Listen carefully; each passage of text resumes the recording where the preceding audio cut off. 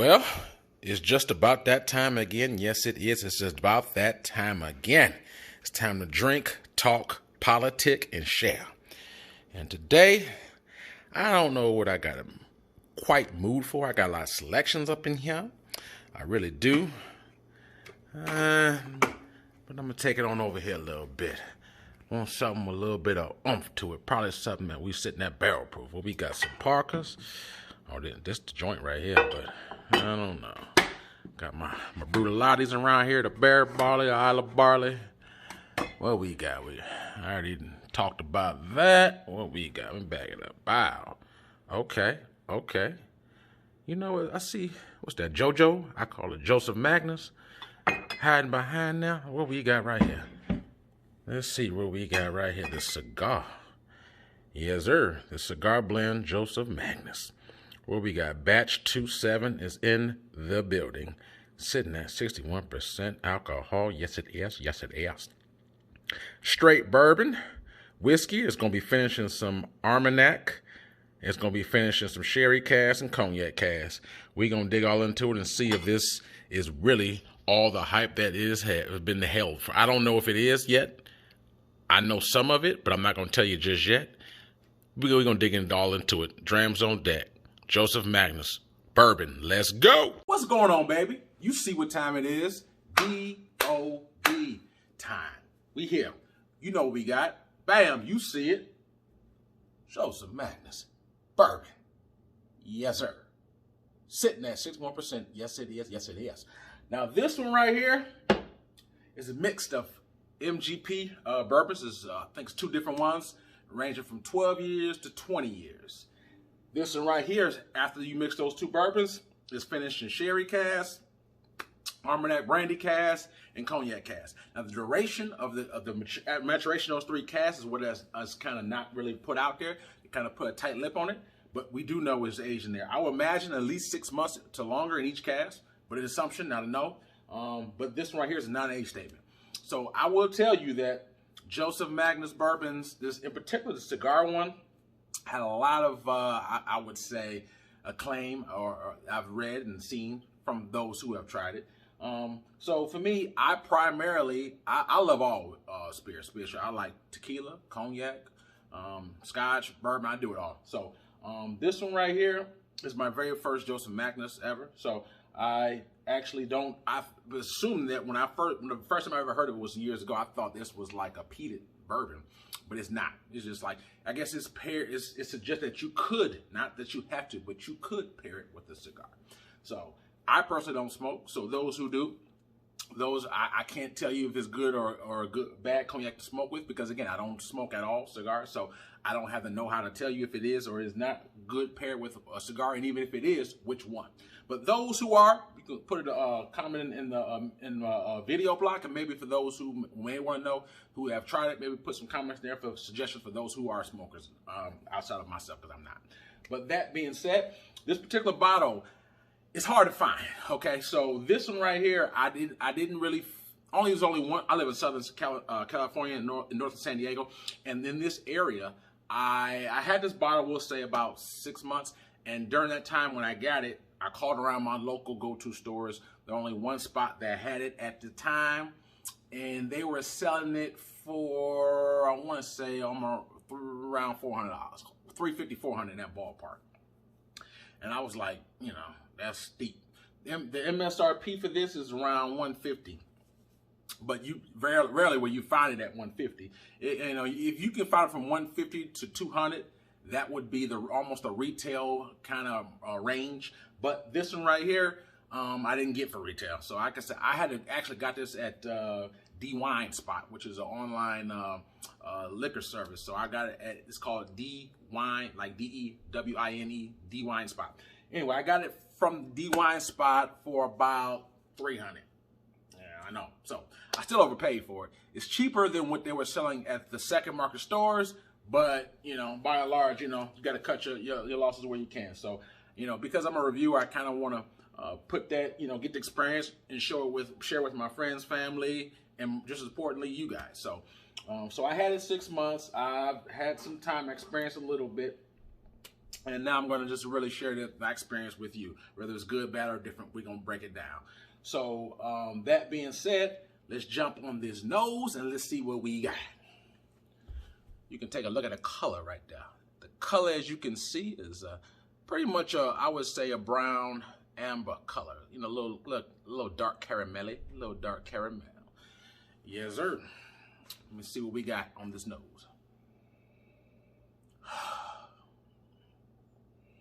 I will say that the 61% is very heightened on the nose. When I put my nose up in this glass, I get a little punch of alcohol, but it's not abrasive. You know, it's very, you know, believe it or not, it's very nice. It smells more like a cognac than it does like a normal bourbon. I mean, that could be obviously because it was Asian cognac and Armagnac barrels. And just so you know, they have several batches of this Joseph Magnus. This particular one, batch 27, is the lowest proof. So as I said earlier, this is 61%. This is the lowest proof of that batch range. Correct me if I'm wrong. I believe it's from 23 to 28 in that range at least. But there's some more that's even outside that range. But in this range here, this is the lowest ABV at 61%. So it suggested that it's the sweetest one because of, I guess, it's absorbed more of the cognac and Armagnac maturation in the barrels. That's what I read. So that being said, on this nose, I will tell you that if I didn't know, I would think it's more of a aged cognac or something like that, more so than I would smell a bourbon. But it smells. One reason why I say it's more cognac-y because it smells like a little apple influence on this, like a little grape or peach. It's very nice. I smell some kind of a wood.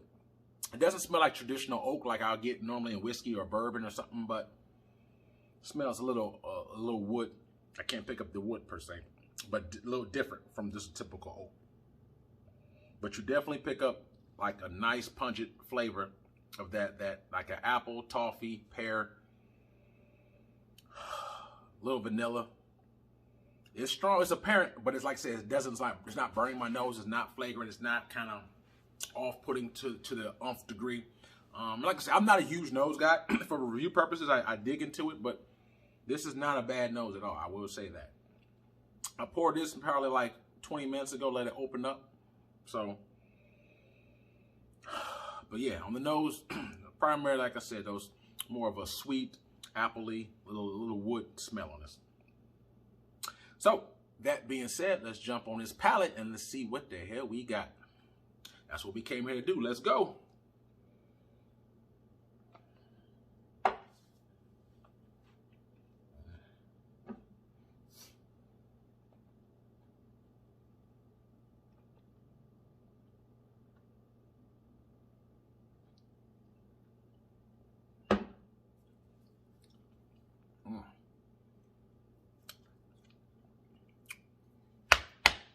At 61 on that first sip.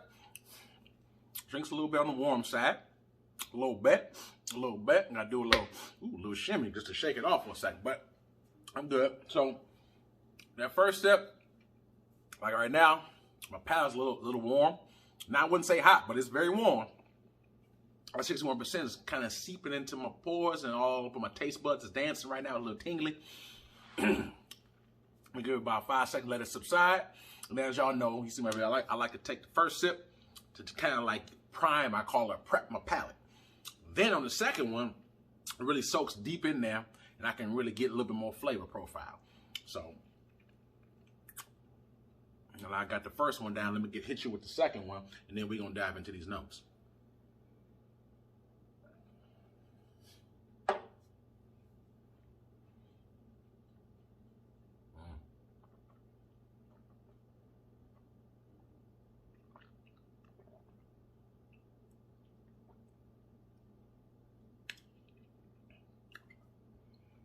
Well, my second sip,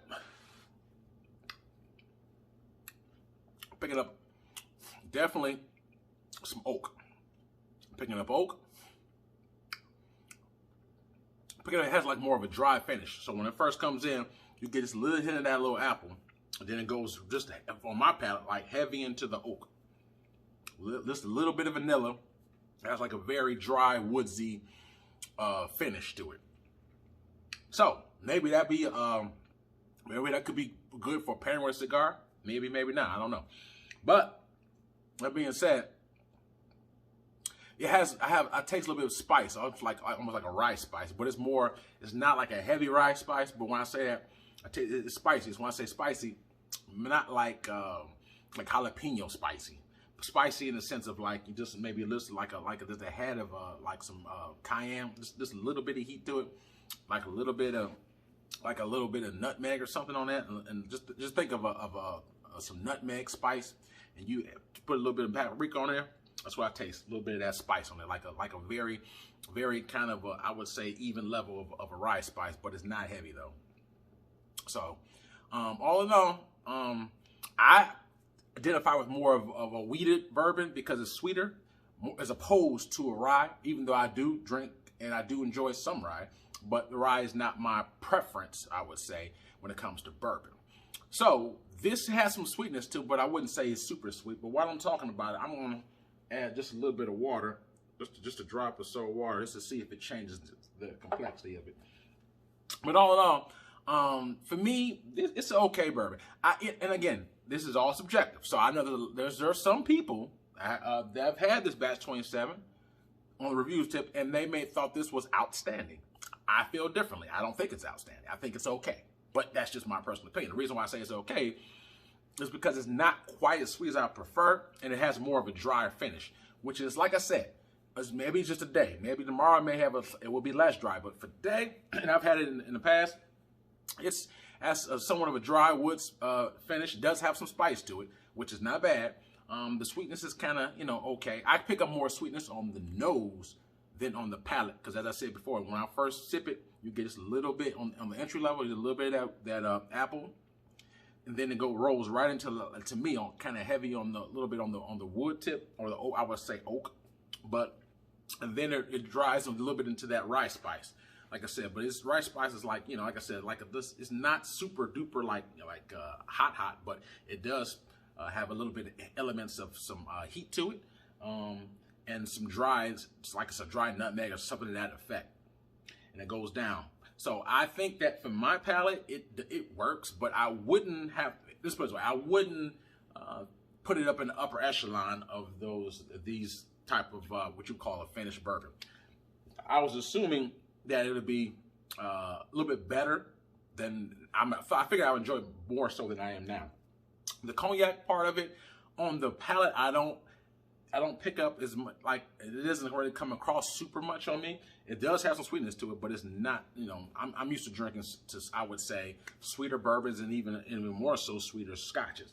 So this has some sweetness, but I wouldn't say it's sweet, But that being said, I pour a little water here. I'm gonna see if this makes it any different.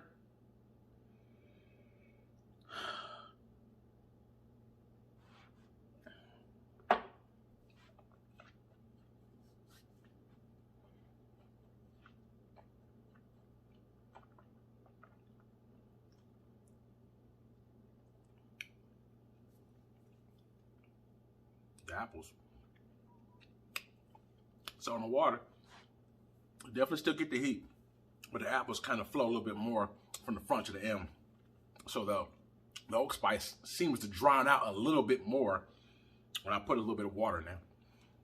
Well, no, it's not a bad bourbon, but my opinions of it tastes like a finished bourbon, but the cognac element is very faint for me.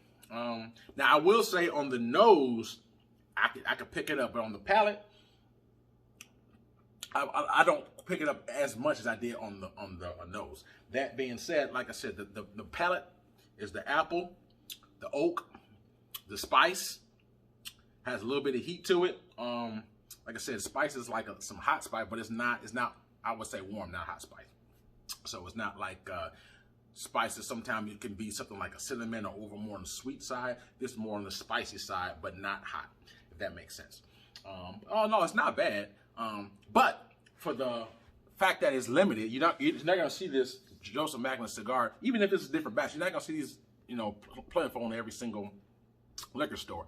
So I would say they come in limited quantities. They're not easy to find, and when you do find them, you better be sure that more likely, if you can get these for less than 200, I think that's a good price range compared to what they're going for. Like I said, I had to pay 300 for mine, and there's spots that sell, as I said earlier, that sell it for almost $400. So I definitely believe that they're overpriced, but that's a lot of bourbons. It's not just this. Is it worth the price on the second market? Negative, in my personal opinion. That's just my personal opinion. So I do think it's good, but I don't think it's exceptional. So because it's not exceptional, would I spend for it again? Negative. I would not. Hell no.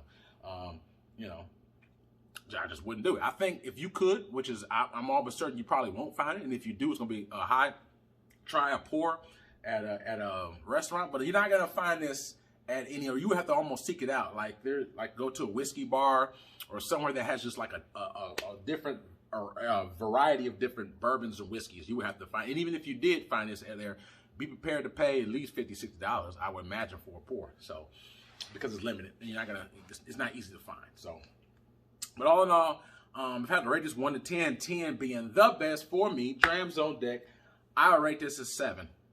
That's just my opinion. I think it's a 7. I wouldn't go above a 7. Keep in mind, when I say a 7, I'm only referring to the taste. Right? The taste is about a 7. It's not bad. It's high. I like the fact it's high proof. It has some to it. It definitely has some character. I like the apple note.